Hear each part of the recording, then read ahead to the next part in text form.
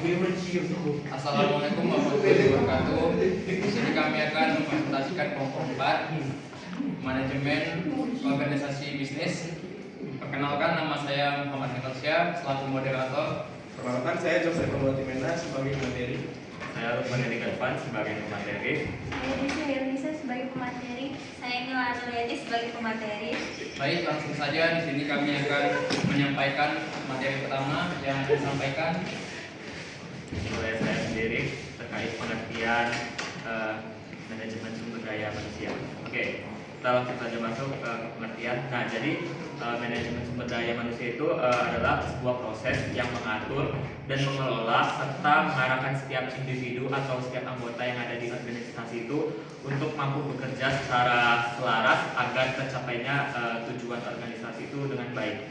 Nah, dalam organisasi itu manusia itu menjadi unsur penting karena keberhasilan suatu perusahaan itu dinilai bukan hanya dari teknologinya tapi melalui kualitas manusia atau anggota yang ada di perusahaan tersebut. Nah, manajemen sumber daya manusia ini bukan hanya mengatur tenaga kerja tetapi juga berfokus bagaimana sih cara perusahaan itu memaksimalkan setiap potensi yang ada di dalam diri setiap anggotanya tersebut. Nah, kemudian di sini ada tujuan manajemen sumber daya manusia. Nah, jadi tujuannya itu ada yang pertama itu ada menjamin sumber daya manusia yang termotivasi dan siap menghadapi perubahan. Kemudian yang kedua itu ada menjalankan kebijakan sumber daya manusia untuk mencapai tujuan organisasi. Yang ketiga itu ada mendukung strategi organisasi di bidang sumber daya manusia. Yang keempat itu ada membantu manajer mencapai targetnya. Yang kelima itu ada menjaga hubungan kerja yang harmonis. Yang keenam memfasilitasi komunikasi antara manajemen dan karyawan. Yang ketujuh itu ada menjaga standar dan nilai perusahaan agar dalam pengelolaan sumber daya manusia. Kemudian materi selanjutnya akan dilanjutkan oleh teman saya. baik fungsi utama dalam manajemen sumber daya manusia. Perencanaan kebutuhan, yaitu menentukan jumlah dan jenis karyawan yang dibutuhkan untuk mendukung kegiatan organisasi. Yang kedua, pengorganisasian, menyusun struktur organisasi dan pembagian tugas agar setiap posisi memiliki tanggung jawab yang jelas. Yang ketiga, pengarahan, mengarahkan dan memotivasi karyawan agar bekerja sesuai visi misi dan tujuan perusahaan. Selanjutnya akan dibacakan oleh Jux.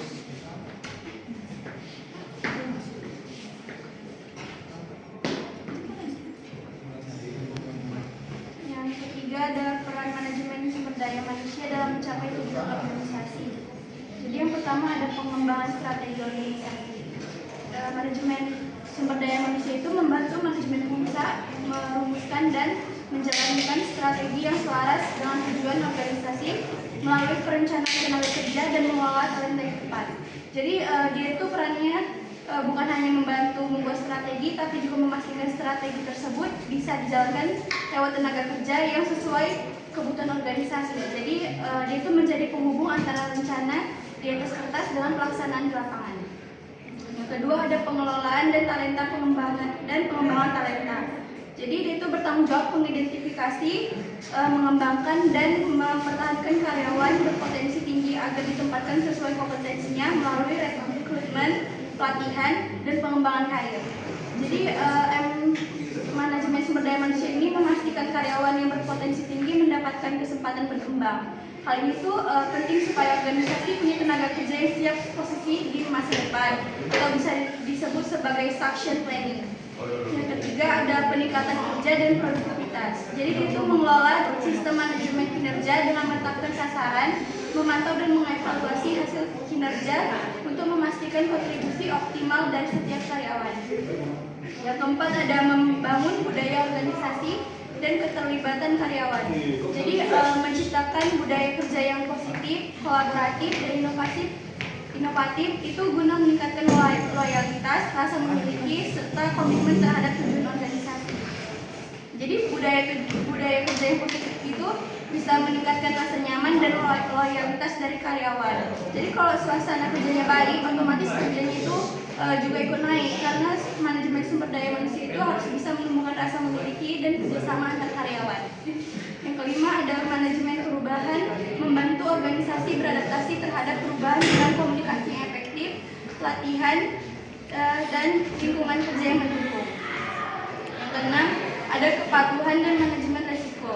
Jadi menjamin seluruh aktivitas berjalan sesuai hukum dan etika kerja melalui kebijakan, pelatihan kepatuhan dan pengawasan internal. Yang terakhir ada inovasi dan adaptasi teknologi, yaitu mendorong kreativitas dan kesiapan digital karyawan supaya organisasi mampu beradaptasi dengan perkembangan teknologi yang tetap kompetitif. Jadi kan sekarang tuh banyak proses kerja yang sudah digital. Jadi sumber daya manusia itu perlu mendorong karyawan supaya melek teknologi, misalnya itu lewat pelatihan digitalisasi. Tujuannya itu supaya organisasi bisa terus bersaing dan nggak tertinggal dengan pesaing. Selanjutnya diterangkan oleh Mas Ari. Baik, di sini saya akan menjelaskan mengenai penerapan manajemen SDM yang efektif untuk meningkatkan kinerja karyawan. Nah, jadi aspek utama penerapan MSDM itu agar efektif ada 6. Yang pertama yaitu perencanaan dan penempatan tenaga kerja. Nah, jadi perencanaan dan penempatan tenaga kerja ini menentukan kebutuhan tenaga kerja sesuai visi organisasi, melakukan rekrutmen dan seleksi objektif, serta menempatkan karyawan sesuai kompetensinya agar tercapai efektivitas kerja dan rendahnya turnovernya. Lalu yang kedua adalah pelatihan dan pengembangan kompetensi. Nah, jadi ini memberikan pelatihan terarah untuk meningkatkan kemampuan teknis dan soft skill, sehingga karyawan mampu beradaptasi dan bekerja lebih produktif. Terus yang ketiga itu ada manajemen kinerja dan evaluasi berkala. Nah, jadi dia ini melaksanakan sistem penilaian kinerja yang transparan dan berbasis tujuan untuk menilai pencapaian, memberi umpan balik, dan memperbaiki kelemahan. Selanjutnya itu yang keempat yaitu kompensasi dan motivasi. Nah, jadi memberikan penghargaan yang adil baik finansial maupun non finansial guna menumbuhkan semangat kerja dan loyalitas karyawan. Selanjutnya yang kelima yaitu lingkungan kerja yang kondusif, yaitu membangun suasana kerja yang nyaman dan hubungan antar pegawai yang harmonis dengan kepemimpinan yang terbuka serta budaya kolaboratifnya. Yang terakhir, yang keenam yaitu pengembangan karir dan work-life balance, yaitu memberikan jalur karir yang jelas dan menjaga keseimbangan kerja serta kehidupan pribadi agar karyawan lebih termotivasi dan berkomitmen tinggi. Untuk selanjutnya akan dijelaskan oleh teman saya. Selanjutnya saya akan bahas tentang tantangan manajemen SDM di era globalisasi dan digital. Jadi tantangannya itu ada perubahan struktur dan sistem organisasi. Perusahaan harus lebih fleksibel dan responsif terhadap pasar. MSDM perlu mengelola perubahan tanpa menurunkan stabilitas dan motivasi karyawan. Terus ada pengelolaan keanekaragaman dan budaya global, yaitu tenaga kerja yang beragam menuntut kemampuan MSDM dalam manajemen lintas budaya agar tercipta kerjasama dan komunikasi yang efektif. Selanjutnya ada pengembangan kompetensi dan keterampilan baru, yaitu kemajuan teknologi seperti AI dan otomatisasi menuntut upskilling dan reskilling agar karyawan tetap relevan dan kompetitif. Selanjutnya ada perubahan pola kerja dan gaya kepemimpinan, yaitu meningkatkan kerja jarak jauh atau remote, memerlukan kebijakan baru terkait jam kerja, penilaian kinerja, dan keseimbangan hidup. Kepemimpinan kini lebih partisipatif dan kolaboratif. Terus ada kompleksitas hukum dan regulasi. MSDM harus memahami peraturan ketenagakerjaan lintas negara termasuk perlindungan data, hak karyawan, dan keselamatan kerja. Terus ada inovasi dalam rekrutmen dan retensi talenta, yaitu pemanfaatan teknologi digital, media sosial, dan AI dibutuhkan untuk menarik serta mempertahankan karyawan berpotensi tinggi. Terus ada keseimbangan teknologi dan aspek kemanusiaan. Terus MSDM harus menjaga agar efisiensi teknologi tidak mengabaikan empati, kolaborasi, dan kesejahteraan emosional karyawan. Terus yang terakhir ada ketidakpastian dan ketahanan organisasi. MSDM berperan dalam membangun organisasi yang tangguh, menghadapi krisis melalui dukungan mental, fleksibilitas, dan kebijakan adaptif. Selanjutnya akan dibacakan oleh Eka.